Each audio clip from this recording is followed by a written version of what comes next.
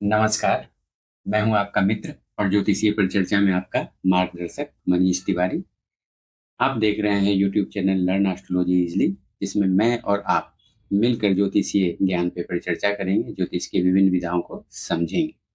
इसमें आप सबकी तरफ से प्रश्न पूछने के लिए हमारे बीच उपस्थित हैं अभिषेक जी।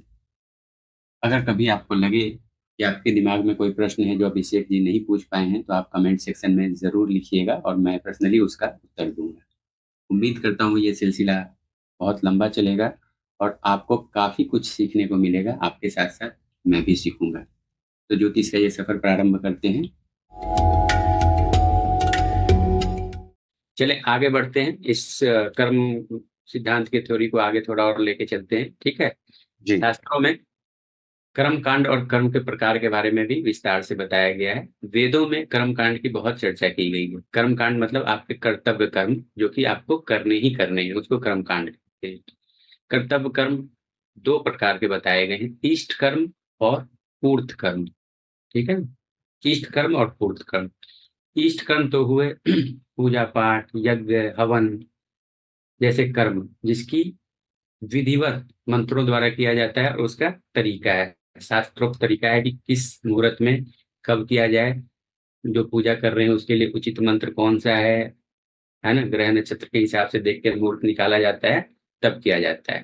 तो इसको बोलते हैं इष्ट कर्म। पूर्त कर्म होते हैं लौकिक कर्म, सांसारिक रूप में जो हम करते हैं, सामाजिक तौर पे करते हैं, जो भलाई का काम होता है, कि जिसकी अनुशंसा वेदों में भी की गई। जैसे आप पाठशाला बनवा दिए, स्कूल यानी कि गाँव में कुएँ खुदवा दिए पानी के लिए, वेल अब कुआँ तो आपको क्या है, कितनों को समझ में आ रहा होगा, नहीं आ रहा होगा। जी, जो कुआँ होता है गाँव में होता है, शहरों में तो अब टैप वाटर हम लगाते हैं, ठीक है ना? तालाब बनवा देना कि उसमें पानी इकट्ठा हो जाए। पुराने ज़माने में तो होता नहीं था नल का सिस्टम, लोग तालाब से, नदी से पानी भर के आते थे, कभी नदी सूख गई तब क्या हो? तो उन सब के लिए बोला गया है कि सामाजिक कार्यों में आप अपना योगदान दें, धर्मशाला बनवा दें, लोग आ जा रहे हैं तो वहाँ रुकने के लिए, है ना? तो ये पूर्त कर्म हुए, इष्ट कर्म और पूर्त कर्म। इसको फिर और कैटेगराइज़ किया इन दोनों जो है कर्तव्य कर्म, जो इष्ट कर्म और पूर्त कर्म है, इनको और आगे कैटेगराइज़ किया 3 तरीके का। नित्य कर्म, नित्य कर्म क्या हुआ? जो हम रोज़ अपने लिए करते हैं, शरीर की शुद्धि के लिए, मन की शुद्धि के लिए, आत्मा की शुद्धि के लिए, पूजा-पाठ, है ना? शरीर शुद्धि, स्नान, ध्यान करना, पूजा-पाठ करना, तो ये होता है नित्य कर्म। शरीर, मन और प्राण की शुचिता के लिए, शुद्धि के लिए किया गया। आस-पास अपने अड़ोस-पड़ोस का, पर्यावरण का, उसको गंदा नहीं करें, साफ-सुथरा रखें, है ना? तो ये होता है नित्य कर्म, इसकी भी अनुशंसा की गई है। दूसरा है नैमित्तिक कर्म, निमित्त मतलब किसी काउज़ के कारण, प्रयोजन के लिए किया जाने वाला, ठीक है? हमारे 16 संस्कार कहे गए हैं, षोडश संस्कार, जैसे गर्भाधान से लेके मृत्यु उपरांत श्राद्ध कर्म, ठीक है ना? ये 16 संस्कार कहे गए हैं, तो ये कंपल्सरी है और उसका तरीका है। इसको बोलते हैं नैमित्तिक कर्म, ठीक है? ये जन्म से लेके मृत्यु पर्यंत तक चलते रहते हैं 16 संस्कार, सबके जीवन में ये आता है अवसर, ठीक है? तीसरा हो गया काम में कर्म। काम में का मतलब है कामना, किसी कामना से, किसी हमारे उद्देश्य की पूर्ति के लिए किया जाने वाला काम, काम में कर्म किया जाता है। जैसे मान लो स्वास्थ्य लाभ के लिए अगर हम बीमार हैं, कुछ किसी तरीके का, कोई पूजा-पाठ, हवन इत्यादि करते हैं, तब काम में कर्म है कि हम ये पूजा कर रहे हैं, हमारे स्वास्थ्य का लाभ हो जाए। अर्थ लाभ के लिए नौकरी कर रहे हैं, व्यापार कर रहे हैं कि पैसा आएगा, है ना? परिवार पलेगा। तो ये भी एक जो है किसी न किसी प्रयोजन के लिए है कि पैसा आएगा तो उसके पीछे क्या है थॉट, फैमिली को हम अच्छे से पाल-पोस पाएँगे। तो ये काम में कर्म है और भी इसी तरीके का कोई कर्म जो हम किसी कामना के, किसी लाभ के, लोभ के वशीभूत होके करते हैं, उसको काम में कर्म करते हैं। ठीक है ना? नित्य कर्म, इष्ट और पूर्त से बने नित्य कर्म, नैमित्तिक कर्म और काम में कर्म। इसकी और आगे है, चलता ही रहता है। सारा आपको श्रीमद् भगवत गीता पढ़ें तो बेहतर तरीके से समझ में आएगा। आगे और बताएँ? ये उम्मीद करता हूँ कि आपको समझ में आ गया होगा ये जी, 3 चीज़, है ना? जी, जी, क्लियरली हम बोलिए। सारे के सारे जो है काम में कर्म में बहुत ज़्यादा रत हैं, इन्वॉल्वड हैं। क्योंकि हम कुछ भी कर रहे हैं तो उसके पीछे कोई न कोई कामना है कि ये काम कर लो ऐसा हो जाएगा, वो काम कर लो। मतलब हम काम ही यही सोच के करते हैं कि ये लाभ में होने वाला है, तभी ये काम को करेंगे नहीं तो अजगर करे न चाकरी, पंछी करे न काम, दास मलुका कह गए, सबके दाता राम, है ना? कोई काम नहीं करने का है। चल आगे बढ़ते हैं, ठीक है। और आगे बढ़ेंगे तो जो है कर्म के दो और भेद आ जाते हैं, निषिद्ध कर्म और प्रायश्चित कर्म। निषिद्ध का मतलब जिसकी शास्त्रों में अनुशंसा नहीं की गई है, बोला गया है कि ये काम नहीं करना है, जैसे किसी भी तरीके से दूसरे को तकलीफ पहुंचाना, शारीरिक रूप से, मानसिक रूप से प्रताड़ित करना। अगर आप मानसिक रूप से, शारीरिक का मतलब है कि उसको हिंसा करना, उसको चोट पहुंचाना, मारना, पीटना, बांध देना, इत्यादि इत्यादि। मानसिक रूप से उसको अपने वचन से, क्रूर वचनों से, है ना, उसके इमोशंस को टॉर्चर करना, आहत कर देना, कि वो थॉट में वो निगेटिव हो जाए, डाउन हो जाए, आपके प्रति गुस्सा ईर्ष्या से भर जाए, ठीक है। इमोशनली टॉर्चर करना, बड़े बूढ़ों को सताना, किसी को ब्लैकमेल कर लेना, ये सब निषिद्ध कर्म है, अच्छे नहीं माने गए हैं। और ये आपके जो है पाप कर्म में आते हैं एक्चुअली। और जो आपके जो संचित कर्म है ना, पाप की गठरी बड़ी हो रही है आपके लिए, इसका मतलब अब अगले किसी जन्म में उसका दुख बर्दाश्त करने के लिए तैयार हो जाओ। कई बार ये लगता है आपको कि निषिद्ध कर्म कर दिया यार इसने, हम इस काम ने दिल दुखा दिया, इसका इकोनॉमिकल कुछ ना कुछ लॉस हो गया हमारी इस हरकत की वजह से, तो आपको ना ग्लानि होती है, पछतावा होता है। तो आपको लगता है ये ठीक काम नहीं हुआ, इसको सुधारा जाए, क्योंकि आपकी आत्मा कहीं ना कहीं आपको कचोटती है कि मेरे से तो गड़बड़ हो गई। उतनी सहृदयता आपके अंदर, मानवीयता आपके अंदर है, तो आप उसको रियलाइज कर लेते हो अपनी फॉल्ट को, उसको सुधारने की कोशिश करते हो, उसको बोला जाता है प्रायश्चित कर्म। किसी का आपके कारण धन का नुकसान हो गया तो आपने उसको धन की पूर्ति कर दी, किसी और तरीके से कुछ हो गया तो पूर्ति कर दी।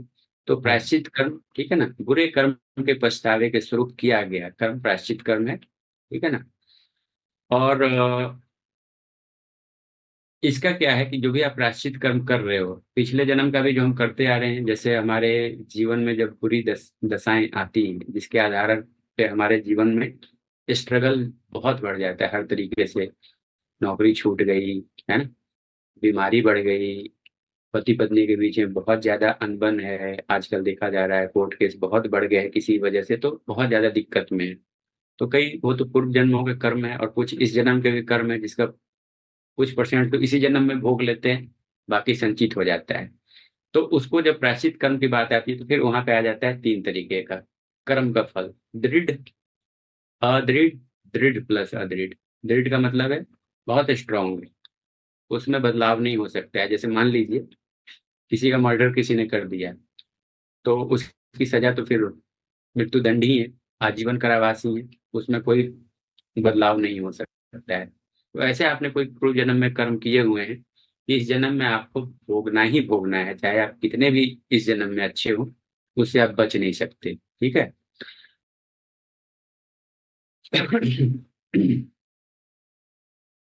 दूसरा है कि ऐसे कर्म जिनके फल बदलने की संभावना है।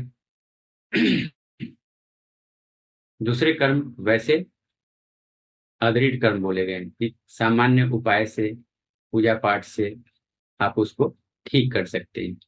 तीसरे कर्म दृढ़ प्लस अदृढ़, सेमी फिक्स्ड और सेमी ठीक होने की संभावना है। मान लीजिए कि कोई रोगी है, मरणासन्न है ना, हॉस्पिटलाइज है, महामृत्युंजय मंत्र का जाप कर रहे हैं, तो वहां पे पॉसिबिलिटी है कि वो बच भी सकता है, नहीं भी बच सकता है, तो ये दृढ़ अदृढ़ कर्म में आते हैं, ठीक है ना।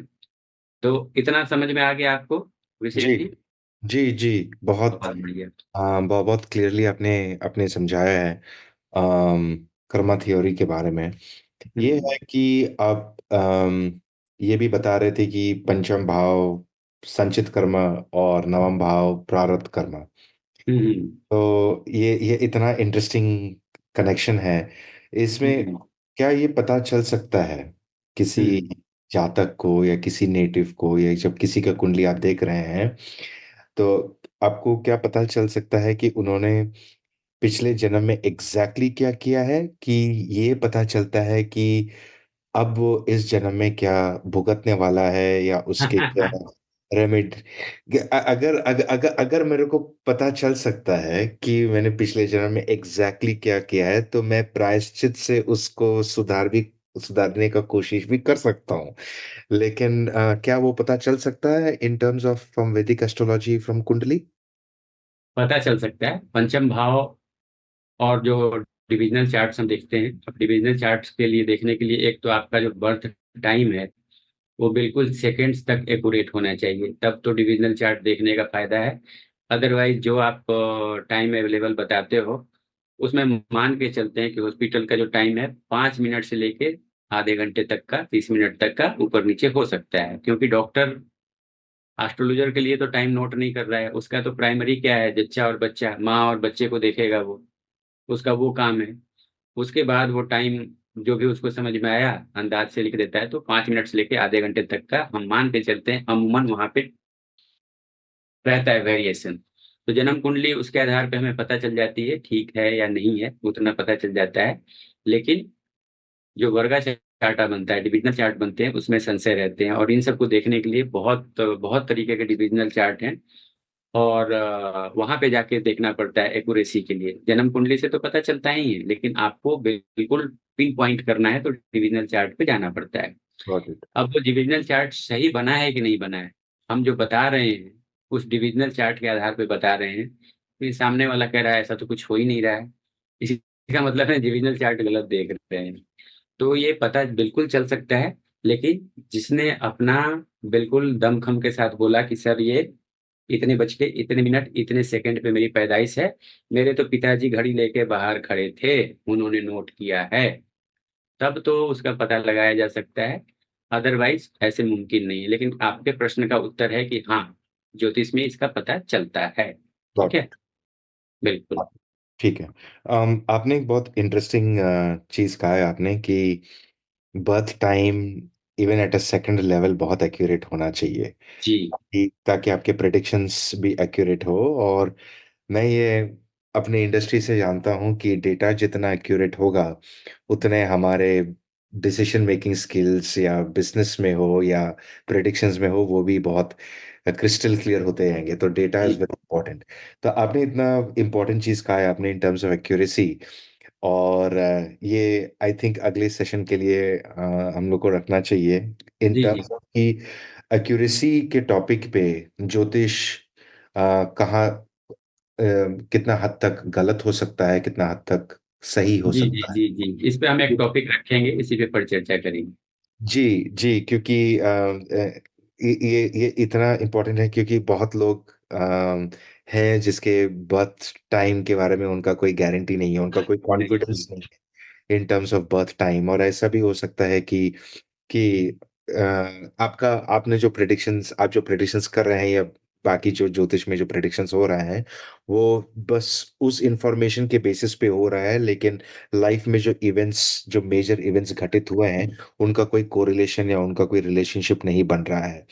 तो ये आई थिंक अलग सेशन के लिए गुरुजी अगर आप थोड़ा इसको क्लैरिफाई कर सकते हैं कि ज्योतिष कैसे गलत हो सकता है, ज्योतिष में मेन चीज क्या एटलीस्ट कुछ हद तक इम्पॉर्टेंट होने चाहिए in order to make the right generally the जी राइट प्रेडिक्शंस अबाउट लाइफ। जी जी जी। आज के लिए लेकिन कर्मा थ्योरी पे और इतना डिटेल में आपने समझाया है, मेरे को बहुत समझ में आया है। और मैं आशा करता हूँ कि जो हमारे दर्शक हैं उनको भी बहुत अच्छा लगे कि आपने जो कर्मा पे समझाया है। तो उस नोट पे मैं आपके वाणी को विश्राम देना चाहता हूँ। मैं यहाँ पे आपको और जितने भी साथी हमारे साथ जुड़े हुए हैं सबको बताना चाहूंगा कि कर्मा थ्योरी पे ये अभी आधी ही बात हुई है। इसका एक और सेशन हमें लेना पड़ेगा। जैसे कर्म के बारे में भगवान ने बोला है कि कर्मण्य वाधिकारस्ते माँ फलेषु कदाचन माँ कर्म फल हेतु गुरुमते संगोत्व कर्मणि, अर्थात हमारा अधिकार मात्र कर्म करने में है, उसके फल में नहीं। भगवान कहते हैं कि हे पार्थ, तू कर्म फल का कारण कभी न बन, न ही कर्तव्य करने में तेरी आसक्ति हो। इस आधार पर उन्होंने कर्म और अकर्म दो समझाए हैं। इसके बारे में हम अगले एपिसोड में बात करेंगे, तभी जाके ये सेशन पूरा कर्म सिद्धांत का कंप्लीट होगा। बहुत आज बढ़िया। के मुझे लिए हाँ, जी मुझे लगता है अगला सेशन और इंटरेस्टिंग होगा क्योंकि हम पहले स्टार्ट ही करते हैं फल से, फिर हम जी सोचते हैं कि उसके लिए क्या कर्म करेंगे। तो जी जी अगले सेशन के लिए वेट करेंगे। जी। तो अगले सेशन में मिलते हैं, और आज के लिए इतना ही। अभिषेक जी ने काफी क्वेश्चन पूछे हैं। बाकी साथियों को आज के सेशन से अगर कोई अन्य क्वेश्चन दिमाग में आ रहा है तो आप जरूर लिखें, और उसका यथोचित उत्तर आपको दिया जाएगा। धन्यवाद। Thank you.